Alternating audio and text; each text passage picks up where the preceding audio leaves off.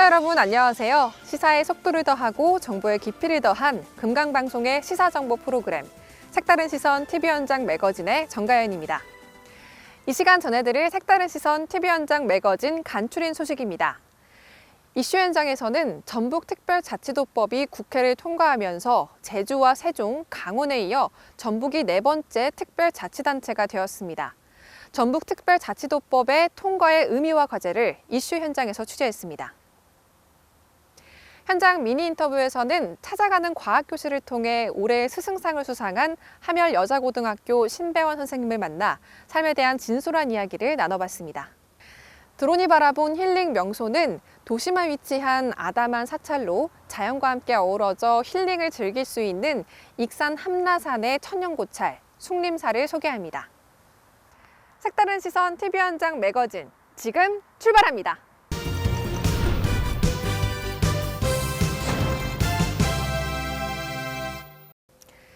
전북특별자치도법이 2022년 말 국회를 통과하면서 전북 발전에 대한 기대감이 높아지고 있습니다. 특히 전라북도는 고도의 자치권 확보와 독자 광역권 청사진을 밝힌 바 있는데요.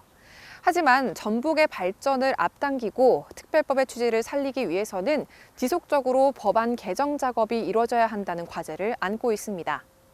오늘 이슈 현장에서는 제주와 세종, 강원에 이어 네 번째로 특별자치단체가 된 전북특별자치도법의 통과 의미와 과제를 취재했습니다.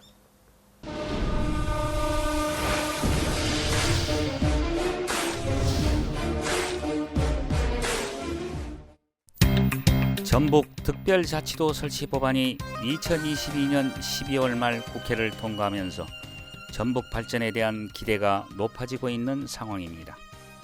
지난 1월 10일에는 전북특별자치도 설치 등에 관한 특별법안이 국무회의를 통과해 대통령이 공포하면 내년부터는 126년간 사용된 전라북도의 명칭이 전북특별자치도로 새롭게 변경됩니다. 1년 후면 우리 전북은 특별자치도가 되고 우리 도민은 특별자치도민이 됩니다.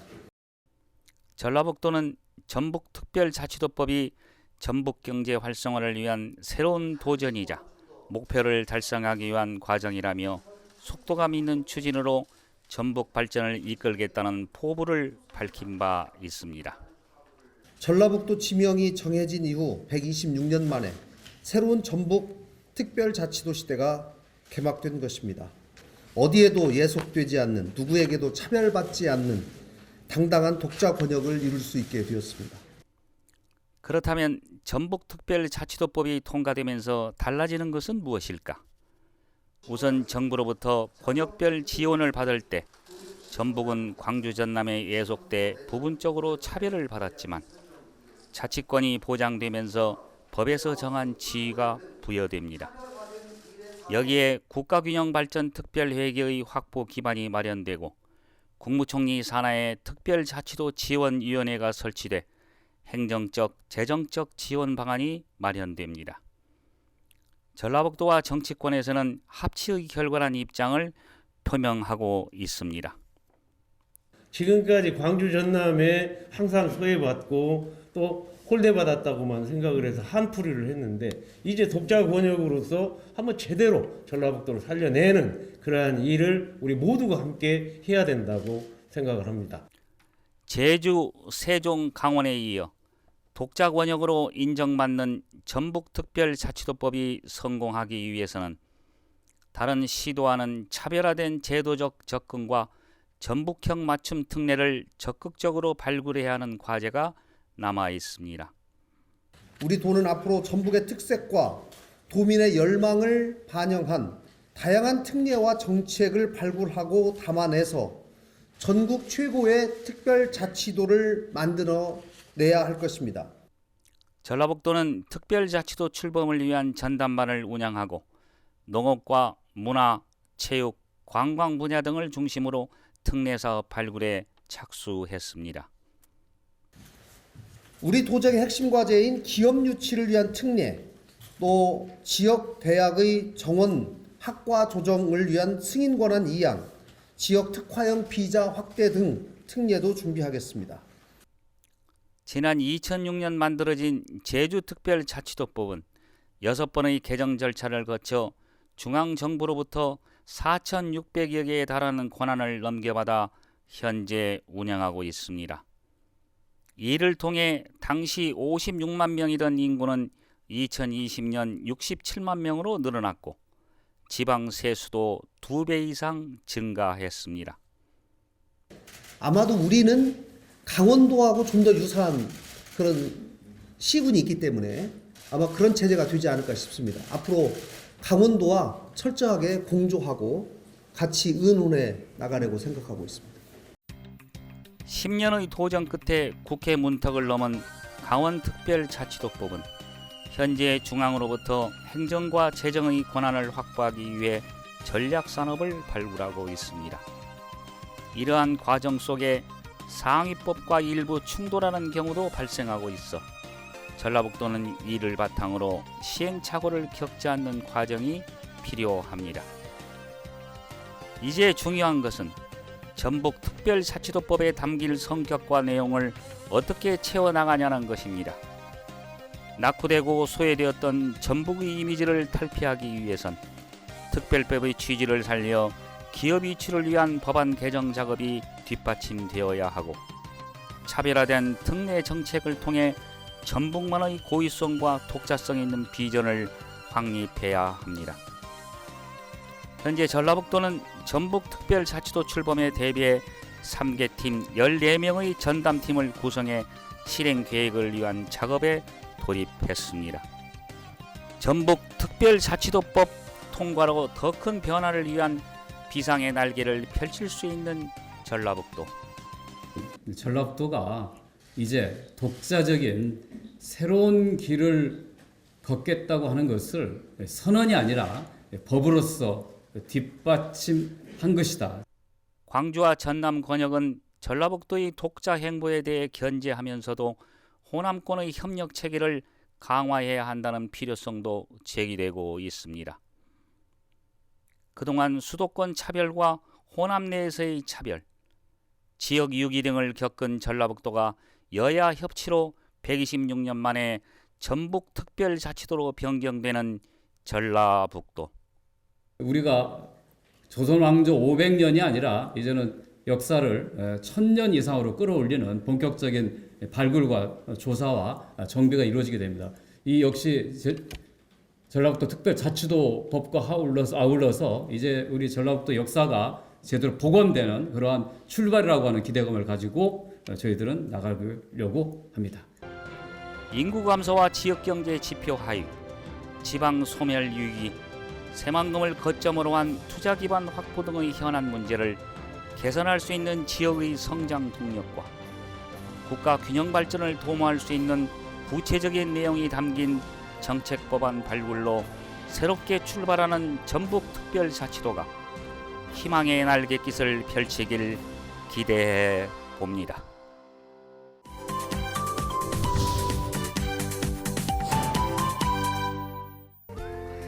지난 2002년부터 교육부에서는 학생들을 위해 열정과 헌신으로 교단을 지켜온 교사를 선정하고 공로를 알리기 위해 올해 스승상을 시상하고 있습니다. 지난해에는 전국에서 7명의 교사가 선정되었는데요. 우리 지역에서도 이 올해 스승상을 수상한 인물이 있어 화제가 되고 있습니다. 찾아가는 과학교실을 통해 스승상을 수상한 함열여고 신대환 선생님을 만나 다양한 삶의 이야기를 나눠봤습니다.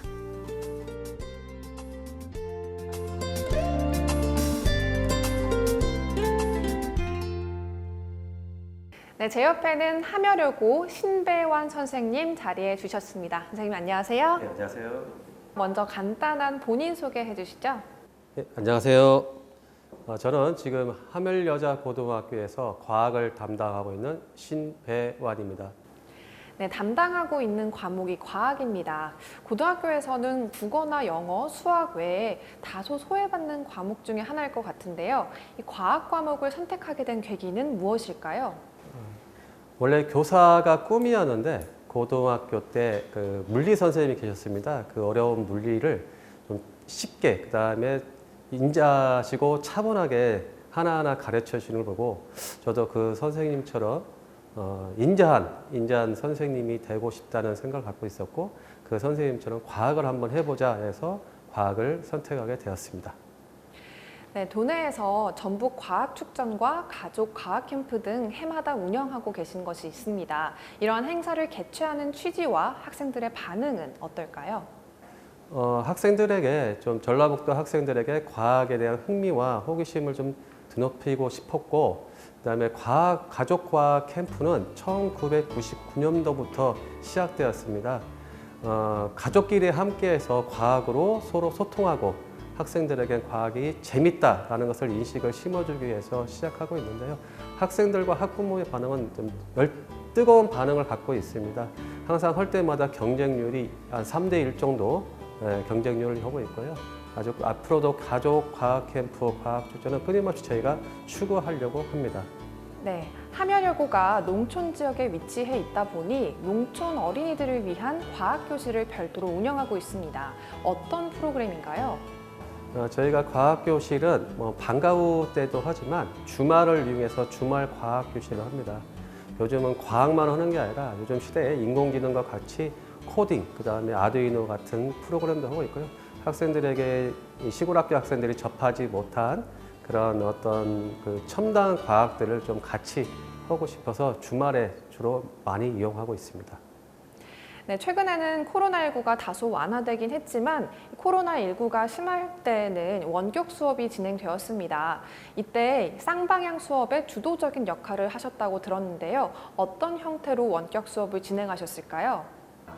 코로나가 발생하면서 이제 학생들이 학교에 나오지 않고 수업은 해야 하는데 계속 자료를 제공하는 수준에서 머물렀습니다. 그러다 보니까 학교 학생들이 어떻게 생활하는지를 모르는 상태에서 제가 연구부장을 맡고 있었고 그 연구부장과 교감 선생님과 함께 좀 우리가 학생들 관리하는 차원에서 학생들의 얼굴을 보고 수업하는 것을 한번 해보자 라고 해가지고 저희 여기 논산 대건고등학교에서 처음으로 그 학교에서 쌍방향 수업을 진행하고 있었습니다. 거기서 탐방을 가서 어떻게 하는지 배우고 선생님들한테 쌍방향 수업을 이렇게 한번 해봅시다라고 이야기를 했고 처음에는 힘들었지만 지금은 대부분의 선생님들이 학생과 함께 원래 시간표대로 원격 수업이 있으면 쌍방향 수업으로 진행하고 있습니다. 노트북에는 학생들 화면을 보고 한쪽에서는 실제 수업하는 것처럼 수업을 하고 있습니다. 그래서 지금은 선생님들이 학생들과 소통하면서 쌍방향 수업을 진행하고 있고 아마 전라북도에서 쌍방향 수업을 하는 학교는 그렇게 많지 않은데 선도적으로 가고 있지 않나 이렇게 생각하고 있습니다. 네, 원격 수업을 진행하다 보면 아무래도 대면 수업에 비해서는 선생님들과 학생들의 관심도가 떨어질 것 같은데요. 이 부분에 대한 격차를 어떻게 극복하셨나요? 아무래도 원격 수업을 하면 학생들의 어떤 집중도가 떨어지긴 당연합니다. 그래서 다시 이제 학교에 다시 복귀했을 때 그것을 전교사들이 한번 복습을 다시 합니다. 그래서 원격 수업을 하지만 그때 못한 부분들을 복습을 통해서 다시 한번 확인하는 시간을 꼭 갖고 있습니다. 자치단체에서 과학영재 발굴을 위해 이 대학과 교육청 등에서 다양한 프로그램을 운영하고 있습니다. 선생님께서도 현재 도내에서 영재교육원 강사로 활동하고 계신데요. 도내에서 이 과학영재 발굴의 현황과 어떤 교육 프로그램으로 운영되고 있는지 말씀해 주시죠. 도내 대학교하고 그다음에 전라북도 교육청에서 영재 발굴을 하기 위해서 최선을 다하고 있는데요. 저는 15년 동안 영재 수업을 했습니다. 영재 수업을 하면서 학생들이 스스로 어떤 문제를 찾고 그 문제를 해결하는 데 초점을 두고 있고 지금 많은 수의 학생들이 전라북도의 많은 수의 학생들이 영재 교육청의 문을 두드리고 있고 경쟁률이 좀 셉니다. 경쟁률이 좀 세서 학생들이 좀 들어오는 문이 좀 높은 경향이 있는데 앞으로는 이러한 수업들이 좀 많이 전파가 되었으면 합니다. 네, 말씀을 나누다 보니 과학이 학생들에게 창의성과 학업에 도움이 되는 것 같은데요. 선생님께서 보시기에는 과학이 학생들에게 어떤 점에서 중요하다고 보시나요? 과학이라는 과목은 외우는 과목이 아닙니다. 학생들이 많이 오해하고 있는데 외워가지고 시험을 푸는 과목이 아니라 어떤 문제를 찾고 그 문제를 어떤 탐구 과정 계획을 세우고 그러면서 결과를 만들어내는 것입니다. 그런 의미에서 과학은 탐구 능력을 키우고 그다음에 사고력을 키우고 그다음에 창의성을 키울 수 있는 아주 중요한 과목이라고 생각합니다. 그런데 아직 우리 학교의 현실, 아니 우리 학생들의 현실을 보면 수학도 어려우지만 과학도 상당히 어려우는 경향이 있습니다. 앞으로는 과학을 좀 더 쉽게 학생들이 이해할 수 있게 만들어야 할 것 같습니다. 네, 이러한 열정과 공로를 인정받아 2022년 올해의 스승상을 수상하셨습니다. 남다른 감회가 있을 것 같은데요. 수상 소감 좀 말씀해 주시죠. 저보다 더 훌륭한 선생님 받아야 하는데 제가 받아서 조금 쑥스럽고요. 저희 학교에 많은 선생님들이 함께 해주셔서 제가 이 상을 받은 것 같습니다. 그리고 아무래도 이제 저희 와이프도 제가 그런 활동을 했을 때 묵묵히 지켜봐 줬던 것 같습니다. 그래서 우리 학교 선생님들, 그 다음에 우리 가족에게 고맙다는 인사를 전합니다. 1999년도부터 함열여고와 함열중에서 재직하고 계십니다. 요즘에는 학교 분위기가 많이 바뀌었을 것 같은데요. 이러한 변화된 학교 분위기 속에서 학생들과 어떻게 소통하고 계시나요? 학생들하고 이제 지금 많이 시대가 변하면서 학생하고 소통하는 방법은 그래도 교사는 사명감을 가지고 해야 하기 때문에 진심이라고 생각합니다. 학생들에게 진심으로 대한다고 한다면 어느 시대가 되었든지 간에 충분하게 아이들하고 소통할 수 있다고 생각합니다. 가식적이 아니고 교사의 사명감을 가지고 진심으로 대하는 그런 자세가 더 필요하다고 생각합니다. 네, 최근 함열여고 학생 중에서 대한민국 인재상을 수상한 학생이 있다고 들었습니다. 현재 카이스트에 합격해서 진학을 앞두고 있다고 하는데요. 남다른 자부심이 있을 것 같습니다. 어떻습니까? 저희 학교 최초로 처음인데요. 대한민국 인재상을 받았는데 그 학생은 중학교 때부터 어떤 그러한 창의력이 뛰어난 학생이었습니다. 제가 지도해 본 결과 어떤 사고력도 과학적 사고력이라든지 과학적 탐구 능력이 아주 우수했고요. 그다음에 자신이 가지고 있는 재능을 충분히 훨씬 더 2배, 3배 할 수 있는 친구입니다. 그래서 대한민국 인재상을 받는데 공교롭게도 저희 과학 동아리 학생이고요. 과학 동아리 학생이 그렇게 열정적으로 잘해서 이번 수시로에서 카이스트에 진학하게 된 걸 정말 감명 깊게 생각하고요. 항상 그런 마음으로 우리 학생들을 지도하도록 하겠습니다. 끝으로 선생님의 앞으로의 계획을 말씀해 주시죠. 평교사로서가 아니라 이제는 함열여자중학교에서 이제 관리자의 역할을 하게 됐습니다. 그 관리자의 역할을 하는데 선생님과 소통하고 그다음에 아이들과 소통해서 함열여자중학교가 행복한 교육 공동체, 학생, 학부모, 교사가 행복한 교육 공동체를 만드는데 정말로 최선을 다하고자 합니다. 네, 오늘 대담을 통해 학생들에게 과학 문화를 확산하고 과학의 교육 발전을 위해 노력하고 계신 모습을 볼 수 있었습니다. 지금까지 교육부 주관 스승상을 수상하신 함열여고 신배환 선생님과 함께 좋은 말씀 나눠봤습니다. 선생님 감사합니다. 감사합니다.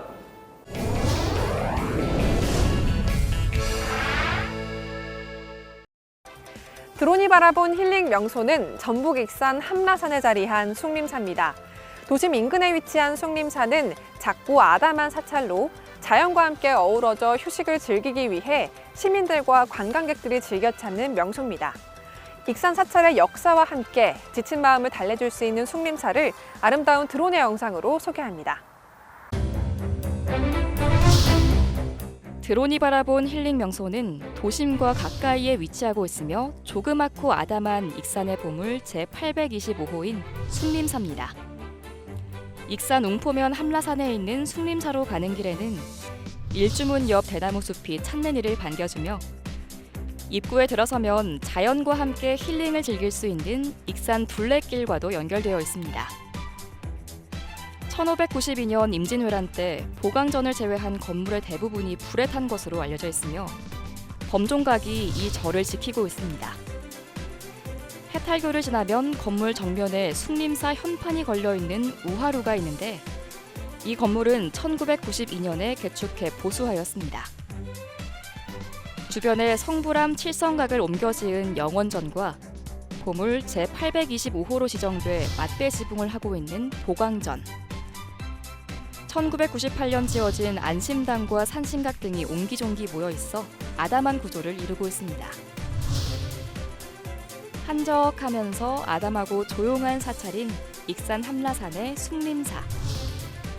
2023년 새해 1000년의 역사를 간직한 사찰 숭림사에서 힐링의 여유를 만끽해보는 건 어떨까요?